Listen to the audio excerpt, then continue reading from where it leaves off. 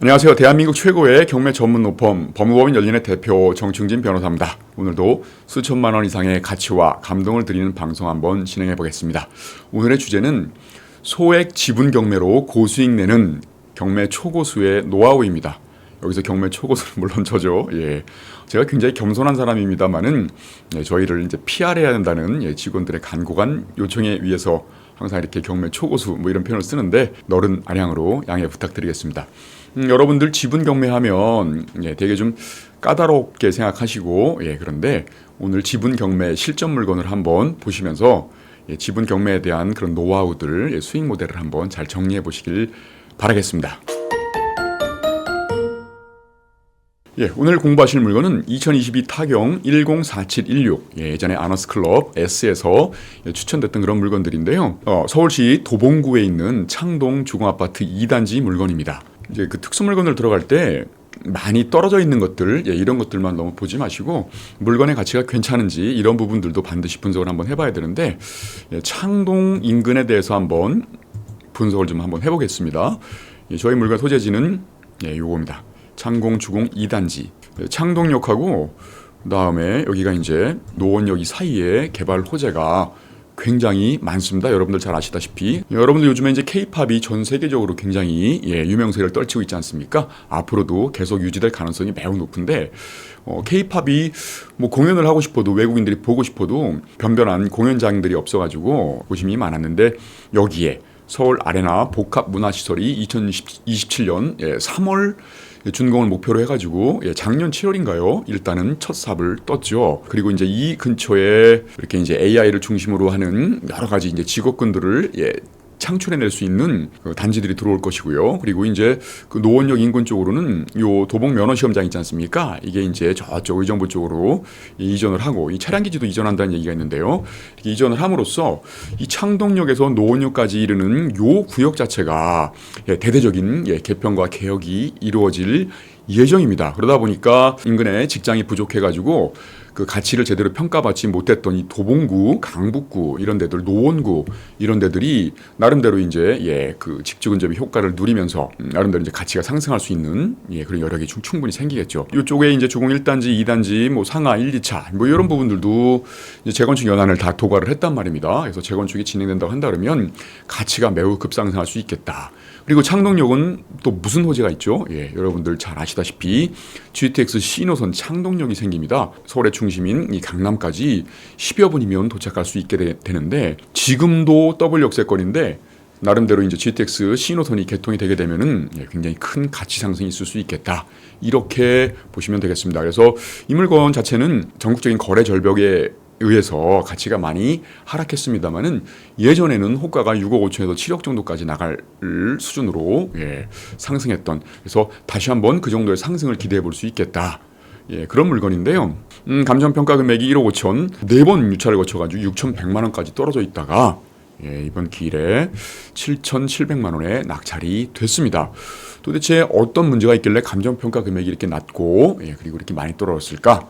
그런 부분들을 보실 때는 매각 물건 명세서를 통해서 권리 분석을 할 줄 알아야 한다. 그랬는데 먼저 이제 등기된 부동산에 관한 권리 중 매각으로 효력이 소멸되지 아니하는 것 공란으로 돼 있기 때문에 전반적으로 등기부에 지저분한 그런 권리들은 다 소멸된다라고 보시면 되겠고요. 임차인이 과연 대항력이 있는가 이 부분을 확인할 때는 전입신고 일자와 최선순위 설정 일자를 비교해야 되는데 전입신고 일자는 2014년 최선순위 설정 일자는 2019년 4월 26일 가압류이다. 이렇게 되면 임차인은 대항력이 있지 않습니까? 대항력 있는 임차인이 보증금은 1억 1천만 원인데 배당 요구를 하지 않았습니다. 이렇게 되게 되면 낙찰자가 저 1억 1천만 원을 전부 인수해야 한다. 그런 상황이 발생을 한 거죠. 그리고 또 비고란을 보니까 이거는 지분 매각이다. 어쩐지 시세가 예전에 6억 5천에서 7억까지 호가가 올라갔던 물건인데 갑작스럽게 1억 5천에 감정평가되어 있다고 하니까 의구심이 드셨겠습니다마는 9분의 2 지분입니다. 또 하나 문제가 있네요.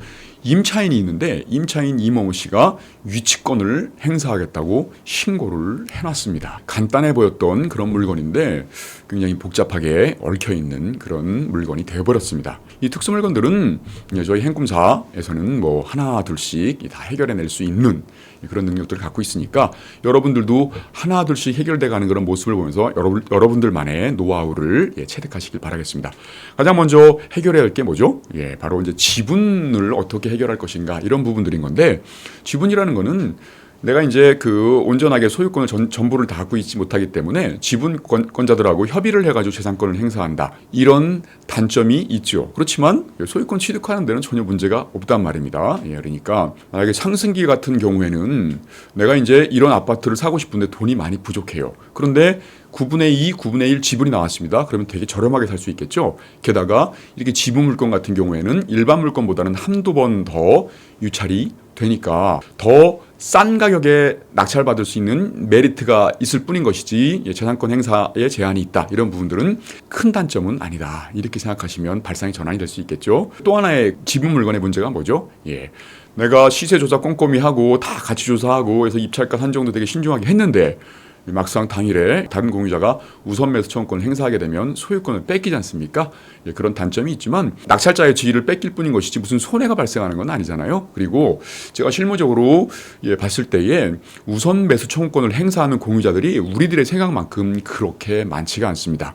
가서 뭐 우선 매수 청구 당하면 그냥 뭐 좋은 공부했다 셈 치면 되는 거니까 이 지분 물건도 입찰들을 꺼려하실 필요는 없겠습니다. 지분은 그렇게 해결이 됐죠. 그런데 대항력 있는 임차인의 보증금 1억 1천만 원을 떠안아야 되는 그런 상황들인데, 감정평가 금액이 1억 5천인데 1억 1천만 원을 떠안게 되면 낙찰받아야 될 의미가 없는 것이죠. 그런데 중요한 부분들은 우리는 지금 9분의 2 지분을 낙찰받는 것인데 보증금 1억 1천만 원을 우리가 다 떠나야 되는 것인가, 이 임차인이 진정한 임차인인가 아닌가는 뒤에서 살펴보도록 하겠습니다. 그런데 진정한 임차인이라는 전제 하에서 저 1억 1천만 원의 보증금을 9분의 2 지분권자에 불과한 우리가 전부 떠안아야 되는가?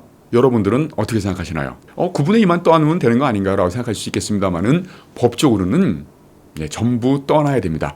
우리나라 대법원 판례는 이렇게 지분권자들이 지분별로 공유하고 있는 그 관계에 있을 때에 그 지분권자들이 임대를 놨단 말입니다. 그랬을 때에는 각 지분별로 분할해가지고 보증금을 받고 보증금을 또 나중에 그 지분만큼 돌려주기, 이게 아니라 불가분 채무이다 라고 해서 어려운 법률 용어긴 합니다만은 전체가 다 연대해서 그 보증금을 지급할 의무를 부과하고 있습니다. 그렇기 때문에 만약에 지금 이제 그 지분권자가 4명이다 라고 한다 그러면 4명 중에 한 명한테 네가 1억 1천만 원을 다 떠안아라고 소송을 제기하고 그 사람의 개인 재산에 경매를 놓고 이렇게 해도 적법한 겁니다. 그래서 말릴 수가 없는 거죠. 이렇게 되니까 우리는 1억 1천만 원을 다 떠안아야 되는 상황인 거니까 1억 1천만 원을 다 떠안을 거면 이런 아무런 메리트가 없겠네 라고 생각할 수 있어야겠습니다. 그런데 이렇게 이제 지분 물건에 대항력 있는 임차인이 있을 때 보증금을 다 떠안아야 된다, 그 지분권자가. 이렇게 되면은 거의 낙찰되기가 힘들 거예요. 그런 경우에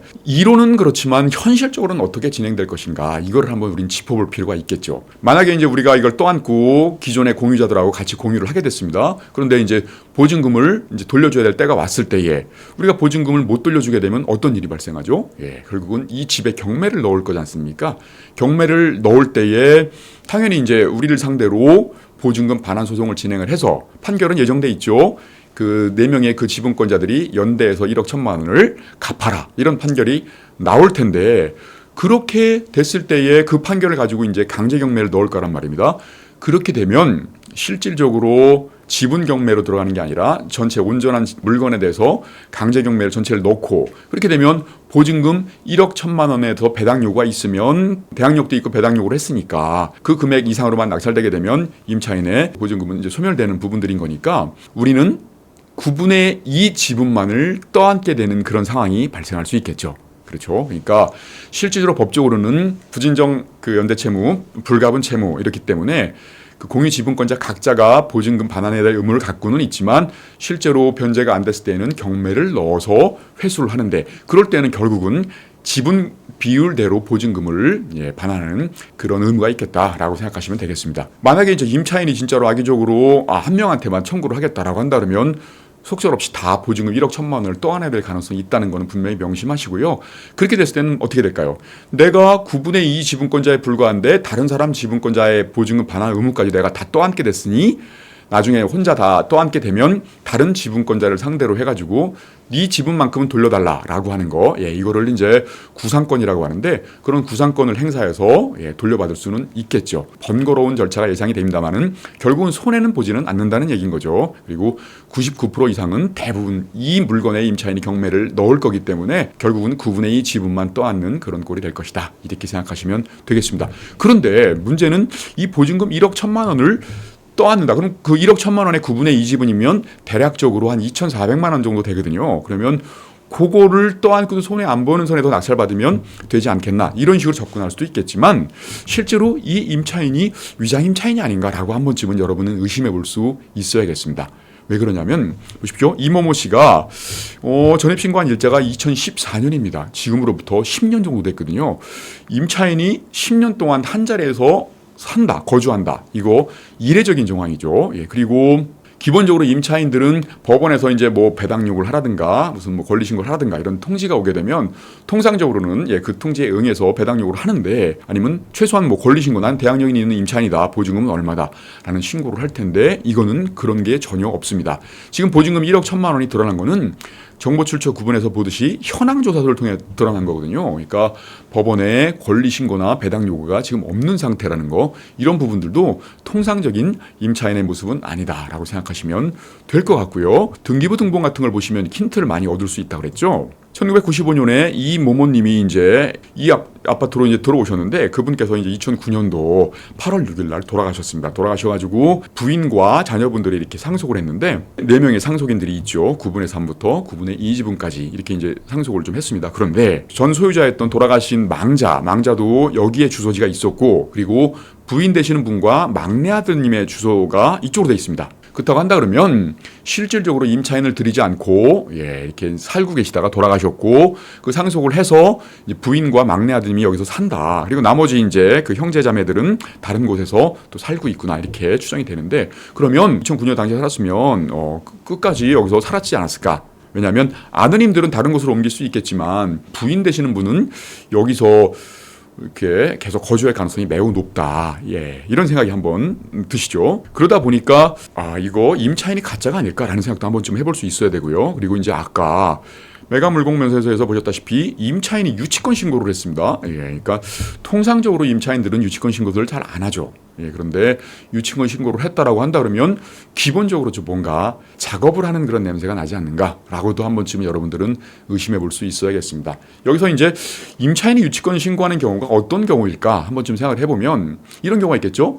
원래는 집주인이 이제 뭐 보일러가 고장났다든가 뭐 싱크대가 고장났다든가 화장실이 고장나면 집주인이 수선을 해줘야 될 의무가 있는데 집주인이 안 해주게 되면 임차인이 답답하니까 자기 돈으로 들여서 하는 경우가 있겠죠. 그렇게 되면 보일러를 교체를 했다라고 한다면 집의 가치가 올라가지 않습니까? 이런 것들을 유익비, 기타 이제 아까 말씀드린 화장실이나 싱크대 같은 것들, 임대 생활에 필요한 것들을 자기 돈으로 들였다 한다면 필요비, 이런 유익비나 필요비 같은 것들을 임차인이 지출을 했을 때에 임대인을 상대로 청구할 수 있는 권리가 있단 말이죠. 그거를 근거로 해서 유치권을 행사할 수 있겠는가? 행사할 수가 있습니다. 그 물건에 들어간 그런 비용들이기 때문에 그렇죠. 그렇다면 임차인들은 다 그러면 유치권 신고할 수 있고 뭐 다 해가지고 집값 떨어뜨릴 수 있고 그렇게 생각할 수 있겠습니다만은 그게 잘 안 되는 게 뭐냐면 우리나라 대법원 판례는 임차인의 필요비나 유익비 같은 청구권들은 사전에 포기할 수 있다. 그렇게 판단을 내려놨는데, 그런데 그 포기할 수 있다는 것들이 어디서 추론해낼 수 있냐면 임대차 계약서를 보게 되면 거기에 이제 임차인은 만기가 도래하면 기존에 임차인이 설치했던 모든 것들을 원상 복구하고 나간다. 이런 조항이 있지 않습니까? 그 원상 복구한다는 조항에 임차인의 필요비나 유익비 청구권들은 미리 포기한 것으로 본다. 라고 대법원 판례가 판시를 하고 있습니다. 그러니까 그런 원상복구 조항은 딱 예문으로 딱 고정되어 있기 때문에 웬만한 임차인들은 유익비나 필요비를 가지고 유치권 행사할 수가 없는 거죠. 그러니까 여러분들은 임차인이 만약 유치권 신고를 했다라고 한다 그러면 그 포기 조항에 의해서 유치권 행사할 수 없다라고 생각하셔도 크게 문제는 없겠습니다. 그러면 그 부분도 해결이 됐죠. 위장 임차인으로 추정되는 정황이 꽤나 많구나. 그런데도 불구하고 함부로 우리는 위장 임차인을 의심해서는 안 된다 그랬죠. 예, 판사들은 경제적 약자인 임차인을 보호하려는 그런 경향들이 있기 때문에 정말로 확실한 증거가 없으면 안 되는데 그 확실한 증거가 뭐라 그랬죠? 예, 지난 방송에서 제가 말씀드렸으니까 지난 방송을 찾아보시고 한번 공부를 해보시면 되겠습니다. 예, 그런데 그 확실한 증거가 지금 없는 상황인데 또 다른 증거를 한번 또 볼까요? 또 다른 서류를 봤더니 이거 보십시오. 임차인이 만약에 여기 살고 있다면 아니면 소유자가 여기서 살고 있다면 그렇게 되면 송달을 했을 때 송달이 됐을 텐데 채무자 겸 소유자 이모모 씨 아까 이제 공유 지분 9분의 1을 소유하신 분이죠. 등기부상 주소에 일로 돼 있었죠. 막내 아드님. 그런데 일로 경매 개시 결정 등본을 발송을 했는데 주소 불명으로 송달이 되지 않았다. 이렇게 나옵니다. 예, 그리고 임차인의 통지서를 발송을 했는데 임차인에게는 도달된 거로 나오고요. 송달 간주됐는데 결론적으로는 이렇게 되다 보니까 그 채무자 겸 소유자한테 송달을 했는데 주소 불명이다라고 한다 그러면 송달을 했지만 여기 안 산다라는 그런 느낌이면 임차인이 살 수도 있겠구나라는 생각들을 해보실 수 있어야 된다는 겁니다. 그래서 법원에서 제공하는 이런 서류들로 위장 임차인인지 아닌지 진정한 임차인지를 적절하게 추론을 해서 한 번쯤 현장에 나가서 조사를 해볼 필요가 있겠죠.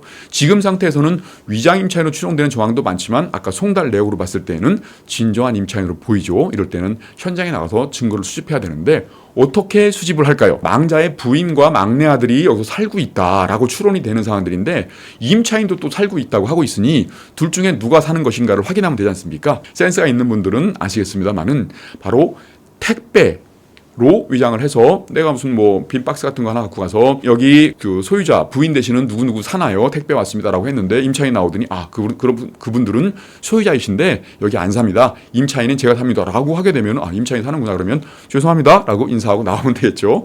예, 그리고 또 이런 것도 있겠죠. 요즘에는 뭐 배달 같은 거 많이 하지 않습니까? 그래서 이제 뭐 음식물 배달하는 것처럼 해가지고 와서 이거 여기 시키신 분 맞으신가요? 라고 이제 물어봤을 때 예, 맞다라고 한다 그러면 그 성함과 대조를 해보면서 그렇게 되면 누가 사는지를 분명히 확인할 수 있겠죠. 예, 이런 식으로 시나리오를 구성해서 임장하는 방법 이게 이제 특수물건에서 현장 조사하는 하나의 방법 중에 하나죠. 예, 그런 식으로 조사를 하게 되면 실제로 임차인 사는지 아니면 공유 지분권자 전 그 망자의 그 상속인들이 살고 있는지를 분명히 알아낼 수 있겠죠. 예, 그런 식으로 조사를 해가지고 진행을 하면 되는데 결론적으로 봤을 때는 지분 경매 해결됐죠. 그다음에 대항력 임차인 뭐 해결됐죠. 그다음에 유치권 다 이제 해결이 됐단 말입니다. 그런 상태인데 진정한 임차인으로 드러나게 되면 아까 2,400만 원을 추가로 떠안아야 된다. 원칙적으로 1억 1,000만 원을 다 떠안아야 되지만 그건 이론에 불과할 뿐 현실적으로는 2,400만 원을 떠안아야 된다. 이런 거였는데 2,400만 원을 떠안고도 손해 안 보는 선에서 낙찰을 하면 진정한 임차인을 하더라도 충분히 수익을 거둘 수 있겠다. 이런 마인드로 접근하실 수 있어야겠죠. 여러분들 어떠신가요? 아까 봤을 때는 진짜 막막했었는데 지금 보시니까 하나 둘씩 다 해결이 되고 있지 않습니까? 저희 이제 특수물건을 배우 공부하고 하는 게 특수물건반 강의이고 그 특수물건반 수강생 중에서 이제 이렇게 실전 투자를 하실 분들을 따로 아너스 S클럽이라고 뽑아서 이렇게 특수물건을 가지고 큰 수익들을 저희가 내고 있는데 지금도 저희 행꿈사 카페에서 지금 모집을 하고 있으니까 관심 있는 분들은 행꿈사 카페에서 신청을 하시면 되겠고요. 이런 식으로 수익을 내는데 보십시오. 시세가 1억 5천이었지만 그거는 전 고점일 때 고점에 상응하는 그런 시세였고 지금 현재 시세가 만약에 이제 9분의 2 지분이 한 1억 2천에서 1억 3천 정도 한다라고 한다 그러면 7,700만 원의 낙찰을 받고 혹시라도 진정한 임차인으로 추정되는 저 임차인의 보증금을 지분만큼 떠안으면 9분의 2,400만 원 이렇게 되면 거의 1억에 산 꼴이지 않습니까? 그렇게 됐을 때에도 한 2천 몇백만 원 차익이 있죠. 그런 상태에서 소송을 통해 가지고 또 추가적인 수익을 얻을 수 있겠다. 위장임차인 소송이겠죠. 그런 부분들도 있고 또 하나는 지금은 이렇지만 서울 아레나부터 해가지고 인근에 이제 전 도봉 면허 시험장의 이전 이런 호재들이 실제로 드러나고 그다음에 GTX 신호선 뭐 창동역 또 이제 뭐 착공하고 움직이고 이런 부분들이 있게 되면은 전고점 이상까지 올라갈 수 있는 가능성도 매우 높다. 그런 추가적인 수익이 예정되는 물건이다. 이렇게 보시면 되겠습니다. 오늘 강의 어떠셨나요? 다음 시간에 좀 더 멋진 수익 모델을 가지고 다음 시간에는요. 제가 이제 그 맨날 스튜디오에서만 촬영하지만 현장을 한번 나가가지고 생생한 정보를 여러분들이 뭐 상상도 할 수 없는 그런 아주 놀라운 수익 모델을 그 현장을 나가서 직접 한번 중계를 해드릴 예정이니까 다음 강의도 많은 관심 부탁드리겠습니다. 저는 정충진 변호사였습니다. 감사합니다.